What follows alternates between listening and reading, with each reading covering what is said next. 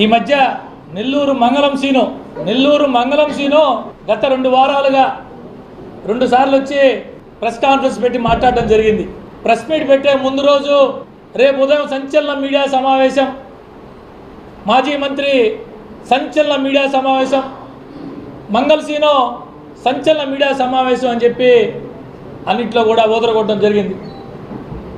ప్రజలందరూ ఏమనుకున్నారంటే చంద్రబాబు గారికి గతంలో మాదిరిగా బెదిరింపుగా మాట్లాడతాడేమో, లోకేష్ బాబు గారిని దూషిస్తా మాట్లాడతారేమో, పవన్ కళ్యాణ్ గారి గురించి గతంలో మాట్లాడినట్టు నువ్వు బిమ్లా నాయక్ కాదు ఇంకో నాయక్ అని మాట్లాడతాడేమో, వెటకారాలు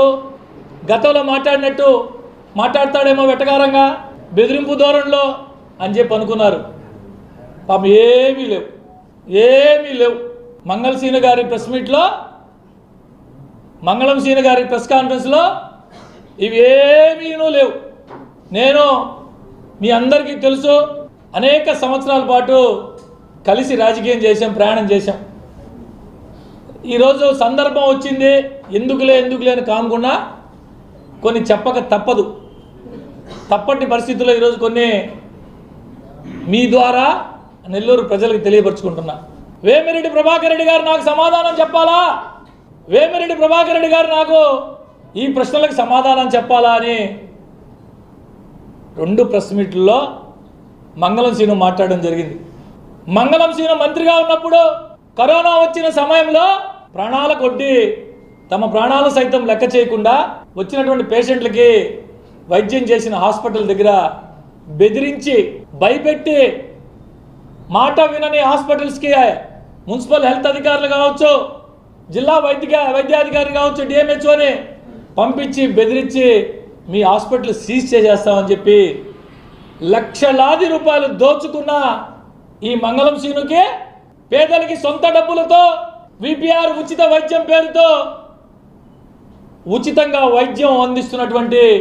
వేమిరెడ్డి ప్రభాకర్ రెడ్డి గారు పాపం సమాధానం చెప్పాలంట. కరోనా సమయంలో నెల్లూరులో ఉన్నటువంటి అనేక మంది ఆసుపత్రి యాజమాన్యాలని బెదిరించి డబ్బులు వసూలు చేసినటువంటి ఈ మంగళం సీనుకి ఉచితంగా వైద్య సహాయాలు అందిస్తున్నటువంటి వేమిరెడ్డి ప్రభాకర్ రెడ్డి గారు పాపం సమాధానం చెప్పాలంట. గతంలో కూడా ఒకసారి చెప్పున్నా మీకు, 15 సంవత్సరాల పాటు కాళ్ళొత్తి అన్నం పెట్టి డ్రైవర్లు అయితే డ్రైవింగ్ చేసి తన సర్వస్వం త్యాగం చేసిన ఒక దళిత బిడ్డ, ఒక దళితుడు, సారో నా బిడ్డని ఐటీఐ చదివించుకుంటున్నాను, నా బిడ్డకి ఒక షిఫ్ట్ ఆపరేటర్ పోస్ట్ ఇమ్మని అడిగితే బిడ్డని ఐటీఐ చదివించుకొని పోతే వెంకటేశ్వరపురం సబ్స్టేషన్లో ఆ పోస్ట్ అమ్ముకున్న 7 లక్షల రూపాయలకు అమ్ముకున్న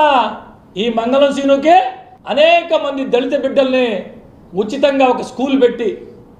విపిఆర్ విద్య పేరుతో రాజకీయాలకి తావు లేకుండా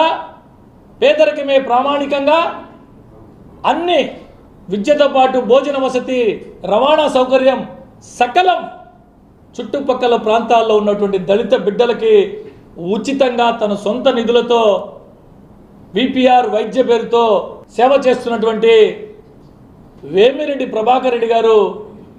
ఈయనకి, ఈ మంగళం సీనుకి సమాధానం చెప్పాలంటే పాపం. జలవనరుల శాఖ మంత్రిగా నెల్లూరు నగరంలో ఎదురుగా ఉన్న సర్వేపల్లి కాలువ కావచ్చు, పెన్నా రిటర్నింగ్ వాల్ కావచ్చు, పెన్నా బ్యారేజ్ కావచ్చు, జాఫర్ సాబెక్ కాలువ కావచ్చు, కోట్లాది రూపాయలు దోచుకున్నటువంటి ఈ మంగళం సీనుకి సొంత నిధులతో రాజకీయాల్లోకి రాకముందే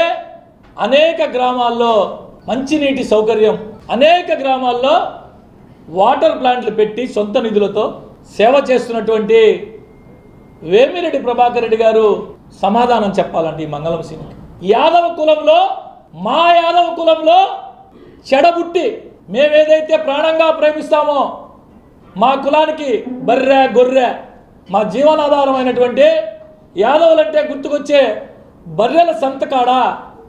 కషాయకమ్మే బర్రెల సంతకాడ కోటి రూపాయలు డబ్బులు తీసుకున్న నువ్వు ఈ మంగళ సీనుకే అనేక మంది వికలాంగులకి, ఆసరా లేని వారందరికీ తన వంతు సహాయ సహకారాలు అందించాలని చెప్పి ఎలక్ట్రానిక్ బ్యాటరీ ట్రైసైకిల్ అందిస్తున్న వేమిరెడ్డి ప్రభాకర్ రెడ్డి గారు సమాధానం చెప్పాలండి. 15 సంవత్సరాల పాటు మా అన్న మా అన్న మా అన్న అని చెప్పి నీ కోసం అహర్నిశలు కష్టపడే కుటుంబ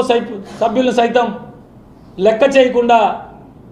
రాత్రనక పగలనక కష్టపడి పనిచేసినటువంటి నమ్ముకున్నటువంటి కార్యకర్తల్ని తడిగుడ్డుతో గొంతు కోసి 100 కోట్లు సంపాదించుకొని చెన్నై పోయి పారిపోయి కూర్చున్న నీకు నమ్ముకున్న కార్యకర్తల కోసం రాజకీయాలకు అతీతంగా తన దగ్గరికి ఎవరైనా సాయం కోరి వస్తే వారందరికీ అపన్నాస్తం అందిస్తున్నటువంటి వేమిరెడ్డి ప్రభాకర్ రెడ్డి గారు సమాధానం చెప్పాలా?